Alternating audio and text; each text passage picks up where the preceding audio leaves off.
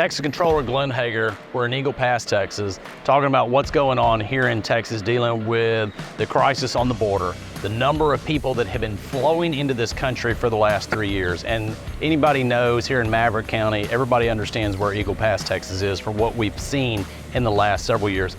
At least from my standpoint as a CFO for the state of Texas, what does this cost me and you, the Texas taxpayers, to do the job for who? The federal government. The fact is, the federal government has not been dealing with the border issues that we've seen. As a landowner of someone who has a ranch not too far from here, just 15, 20 minutes away from here, you know, the number of issues of people that we have coming through our property, leaving trash, whether it's breaking into your home, in your house, the lack of security and safety you feel with you and your family of citizens of the state of Texas. And then if we talk about, let's say, for example, the budget cost for us, the taxpayers. You know, if you look back several years ago, whether that was 5 years ago, 6 years ago, 7 years ago, the state of Texas would spend roughly about $800 million additional for DPS for security to deal with the drugs and the crime of the cartels flowing in and out of Texas. The last 2-year budget, the state of Texas stepped up and had to add in an additional $3 billion of taxpayer money to do the federal government's job. And now, this 2-year budget cycle, literally we were spending over $7 billion to do the federal government's job. And that's money that's coming out of my pocket, your pocket, or the citizens of the state of Texas, just in trying to secure the border to deal with the flow of people that are coming into this state, into this country. And then we're not even talking about the number of people that are on the terrorist watch list that's being captured here on the border, whether it's here or somewhere in the United States. You know, it's really interesting. I grew up on a family farm, and so we've been outdoors people all our lives, hunting, fishing. I've hunted along the border, and really, you've never had issues. You know, people come and go. They may travel through your property, may see a footprint or two every so often. My family's had this property roughly 15 years.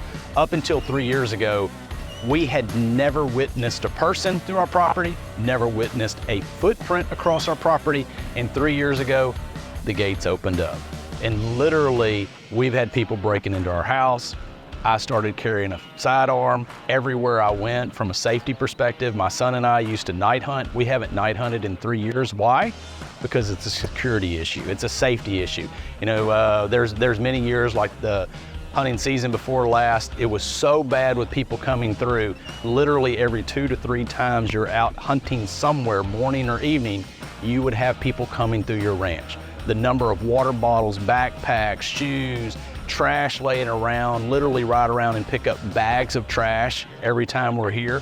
So one, the fact is, it's your private property.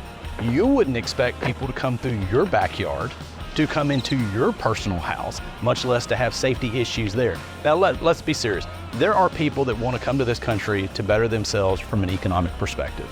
That's why people move to Texas. We have people come to the great state of Texas every single day.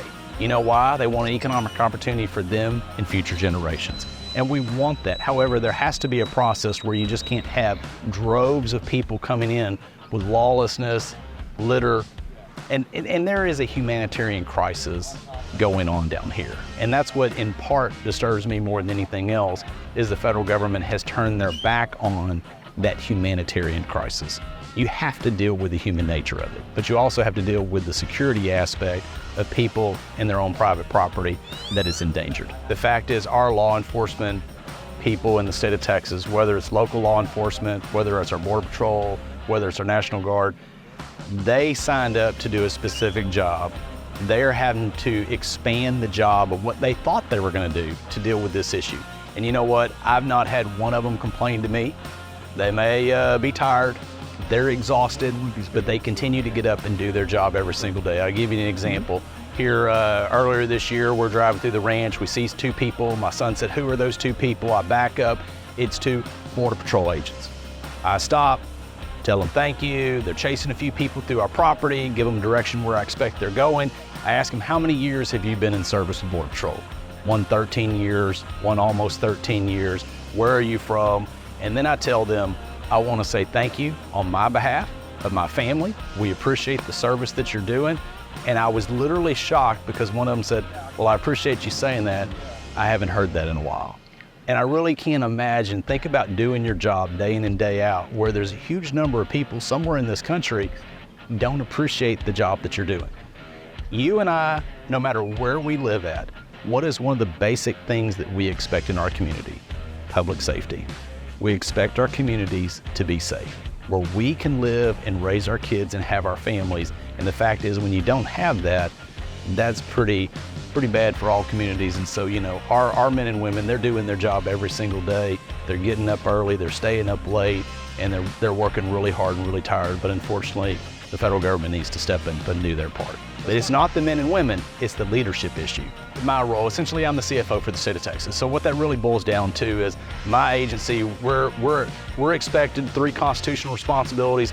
What is the direction of the state economy going? The state economy, Texas today is the 8th largest economy in the entire world. Think about that, an amazing economy that we have in Texas. And just a few short years ago, we were number 12.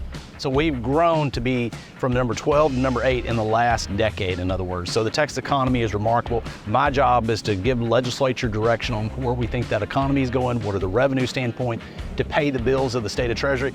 But we've been expanded to a large range of issues. You know, whether that's trying to help our policymakers figure out how do we deal with organized retail crime in the state of Texas?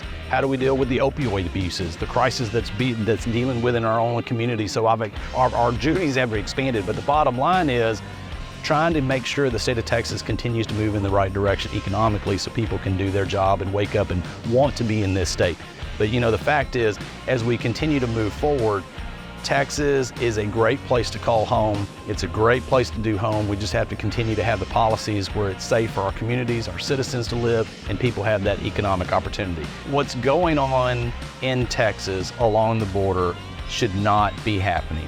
That starts at the highest leadership level of the federal government. It is a humanitarian crisis issue. These are human beings, but there's also, if you look on the bad side, you know, you talk about the number of people that are being arrested that are on the terrorist watch list. They had to do a lot to get on the list to be recognized by the federal government, and the number of people that are being arrested today compared to 4 years ago is astronomical. And so the most important thing that people can do across the entire country is get the right information out, make sure that those communities and those areas recognize Texas has an issue. Texas is part of this nation. And the fact is, Texas should not be left alone to do the job for the rest of the country and for the federal government. And the fact is, I think that's first and foremost, recognize the issue, appreciate the issue, and while it may be hundreds or thousands of miles away, guess what? It does impact the communities that you call home, or it will one day. First, I want to say thank you to the law enforcement men and women that are doing their job. They have a thankless job. You look at the media today, they don't appreciate the job that they do, and they're out there keeping our community safe. When you wake up and if something bad happen to you yesterday, you are to say thank you first and foremost. So that's number one that people need to be doing, but also making sure they know exactly what is going on and how do we solve the problem, and hold your elected officials accountable to solve those problems.